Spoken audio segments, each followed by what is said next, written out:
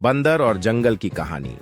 एक समय की बात है, एक घना जंगल था जहां हर तरह के जानवर रहते थे। उस जंगल में एक बंदर भी रहता था।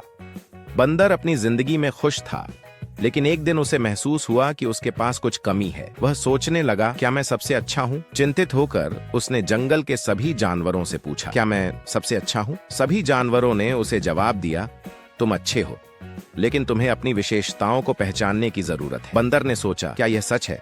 मुझे अपनी खासियत क्या है? वह इसी सवाल में उलझा रहा। फिर एक दिन जंगल में एक हाथी पेड़ के तने को बड़ी ताकत से उखाड़ने की कोशिश कर रहा था। बंदर ने देखा, हाथी से पूछा, तुम इतनी ताकत से पेड़ क्यों उखाड़ रहे हो? क्या तुम मुझे भी इतनी ताकत दे सकते हो? हाथी मुस्कुराया और कहा, बंदर भाई, तुम्हारी ताकत तुम्हारी बुद्धि में है। तुम अपनी तरह से काम कर सकते हो।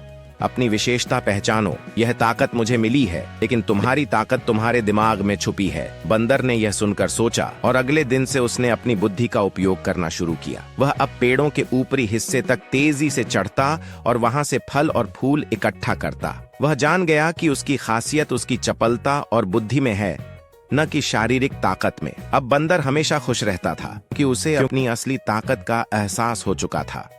हर किसी की अपनी खासियत होती है। हमें अपनी ताकत पहचाननी चाहिए और उसी के अनुसार सफलता हासिल करनी चाहिए।